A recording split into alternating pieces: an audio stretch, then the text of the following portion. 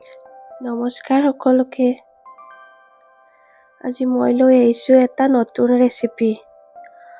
সহজতে কোনো ধৰণৰ জুই ব্যৱহাৰ নকৰাকৈ বনাব পৰা এবিধ মিঠাই। এয়া দেখিছেনে? পাউডাৰ গাখীৰৰ পেকেট। এয়া 10 টকীয়া পেকেট যে থাকে সৰু সৰু, সেয়া মই 3টা পেকেট লৈছোঁ। এয়া কাপটোৰে জুখি লৈছোঁ। ভৰ্তিকৈ একাপ হোৱা নাই। দেখিছেনে? এয়া নাৰিকলৰ শুকান গুড়ি, পেকেটো কিনিব পায়। এয়া শুকান গুড়িটো মই অলপ লৈ আনিছোঁ। এয়া ভৰ্তিকৈ দিছোঁ নাৰিকলৰ গুড়িটো। আৰু পাউডাৰ গাখীৰটো কিন্তু ভৰ্তিকৈ দিয়া নাই। ভৰ্তিকৈ দি আৰু অকণমান দি দিছোঁ। চেনি আপোনালোকে যদি মিঠা বেছিকৈ খায়, বেছিকৈও দিব পাৰে। মই 4 চামুচমান দিছোঁ, 1 কাপ দিয়া নাই, আধা কাপ দি দিছোঁ। আৰু মই 2টা ইলাচি দি দিছোঁ। মিক্সিটোত ৰেডি কৰি লৈছোঁ বাতিটোত।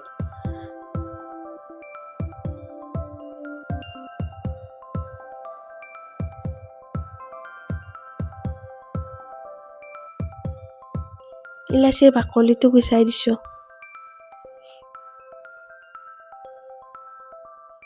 ভালদৰে আকৌ এবাৰ গোটেইখিনি লগাই গুড়ি কৰি ল'ম।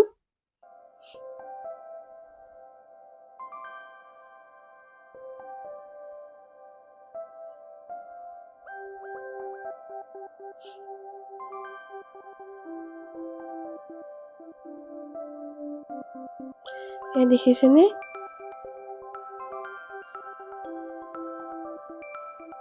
এইখিনি মই বাতি এটাত উলিয়াই লৈ আমাক গাখীৰ লাগিব। গাখীৰেৰে ভালদৰে সানি ল'ব লাগিব।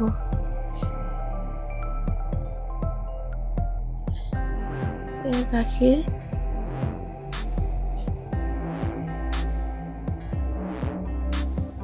গৰম কৰি থোৱা এই গাখীৰ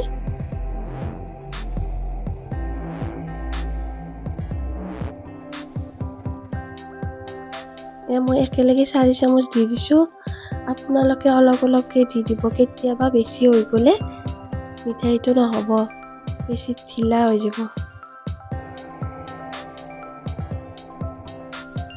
আপোনালোকে অলপ অলপ গাখীৰ দি মাৰি ল'ব, তেতিয়া বেছি ভাল হ'ব। এয়া দেখিছেনে? আমিতো নাৰিকলৰ লাড়ু বনাই খাওঁ। কেতিয়াবা এনেকৈও বনাই খাবচোন। বেছি কষ্টও নহয়, খাবলৈ সোৱাদ। এয়া এই মিঠাইটো বনাবলৈ মোক লাগিব ড্ৰাই ফ্ৰুইটছ। ঘৰত যি ড্ৰাই ফ্ৰুইটছ থাকে সেয়া হ'লে হ'ব। মই ব্লুবেৰী, কিচমিচ আৰু কাজু লৈছোঁ।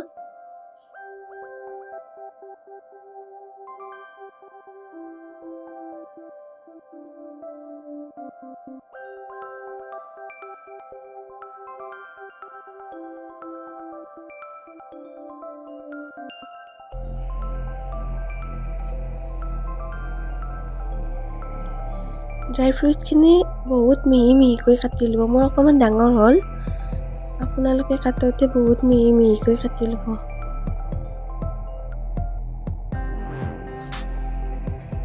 আৰু কমকৈ দিব পাৰে ড্ৰাই ফ্ৰুইটছটো, যদি খাই বেয়া পায়। মই ঘৰত খাবৰ কাৰণে বনাইছিলোঁ, সেইবাবে ড্ৰাই ফ্ৰুইটছটো বেছিকৈ দিছোঁ।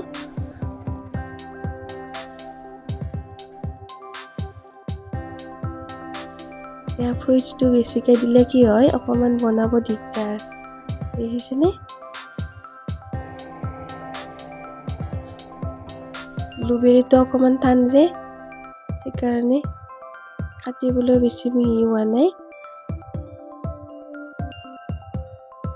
এয়া এইখিনি ফ্ৰুইটছখিনি কাটি নাৰিকল যে আমি বনাই থৈছিলোঁ, সেইখিনিৰে এনেকৈ দীঘলকৈ বনাই ল'ব। তাৰপিছত মই ভাল দেখিবৰ কাৰণে নিদিলেও হয়, ফুড কালাৰ দি দিম। মানে কালাৰটো পিংক কালাৰ হ'লে ভাল দেখি।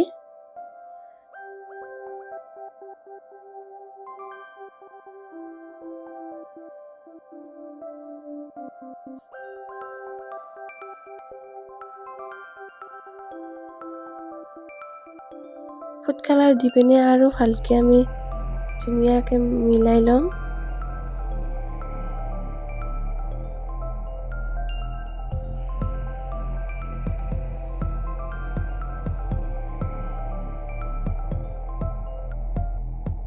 এই মিঠাইবিধ বনাওঁতে আমি গেছ ব্যৱহাৰ কৰিব নালাগে। একেবাৰে কম সময়ৰ ভিতৰতে বনাব পৰা এবিধ মিঠাই, কষ্টও নহয়। কিন্তু এই মিঠাইবিধ ব্যৱহাৰ কৰোঁতে আপোনালোকে মনত ৰাখিব, কেঁচা নাৰিকলৰ গুড়িটো দিলে নহয়, ঘৰত ৰুকি লোৱাটো, শুকান গুড়িটো যে আছে সেইটো দিলে হয়। এয়া দেখিছেনে, মই আমাৰ যে বগা পলিথিন আছে বস্তু অনা, সেয়া পলিথিনটো তলত এটা পাৰি লৈছোঁ আৰু ওপৰত দি পেলাই এয়া দেখিছেনে, এনেকে বেলনা মাৰিৰে ধুনীয়াকৈ ৰুটিৰ নিচিনাকৈ বেলি লৈছোঁ আৰু অসমান হোৱাখিনি সমানকৈ কাটি ল'ম। যদি কাৰোবাৰ পেপাৰ আছে, হোৱাইট পেপাৰ, সেইটোৱে ইউজ কৰিব পাৰে। মোৰ লগত নাছিল বাবে মই এইটো পলিথিন দি দিছোঁ। পলিথিন নিদিলে কি হয়, বেলনা মাৰিত যদি আমি ডাইৰেক্ট দি দিওঁ তেতিয়াহ'লে লাগি ধৰিব। সেইকাৰণে আপোনালোকেও কি কৰিব, এনেকে দি দিলে ধুনীয়া হ'ব। এইটো মই কাটি লোৱা পলিথিন, চিনি পাইছে চাগে, বগা পলিথিন, বস্তু আনিলে যে দিয়ে সেয়া। এনেকে সমান কৰি ল'ব, দি পেলাই মাজত ড্ৰাই ফ্ৰুইটছৰ মিক্সাৰটো দি ল'ব, বনাই থৈছিলোঁ যে, সেইখিনি দি পেলাই ৰলৰ নিচিনাকৈ মেৰিয়াই দিব। ইয়াত ধুনীয়াকৈ মেৰিয়াই দিব।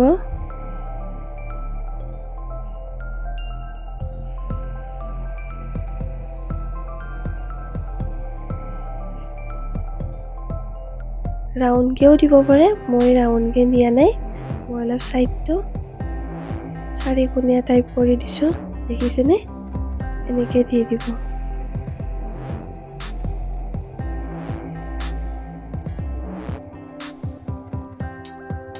এতিয়া এইখিনি মই ফ্ৰিজত থ'ম 15 মিনিটৰ কাৰণে।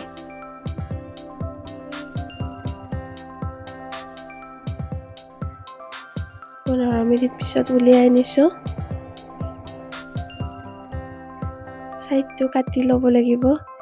এয়া দেখিছেনে, চিলভাৰ পেপাৰ, এই মিঠাইবিলাকত যি দিয়ে সেইটো মোৰ লগত আছিল, নিদিলেও কথা নাই। মোৰ দুখনমান বহুত আগৰে অনা আছিল, সেইকাৰণে দি দিলোঁ।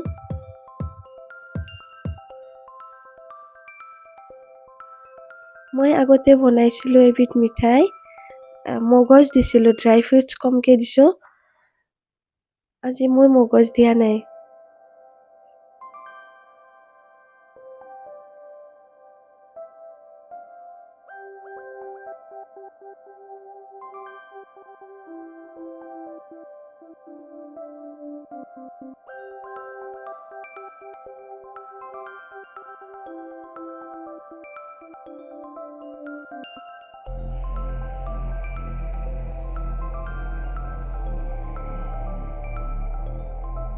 দেখিছেনে, এতিয়া কাটি এনেকুৱা পিচ পিচ হ'ব আৰু এইটো ফ্ৰিজত ৰাখিব পাৰে বহুত দিনলৈ, কোনোবা আলহী আহিলেও দিব পাৰে।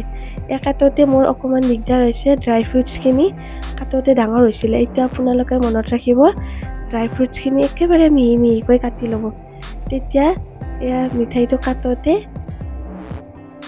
কোনো ধৰণৰ কষ্ট নাপায়। দেখিছেনে, কি ধুনীয়া হৈছে। এনেকুৱাকৈ আলহীক দিবলৈও ভাল আৰু ঘৰত খাবলৈও ভাল, বনাই চাবচোন।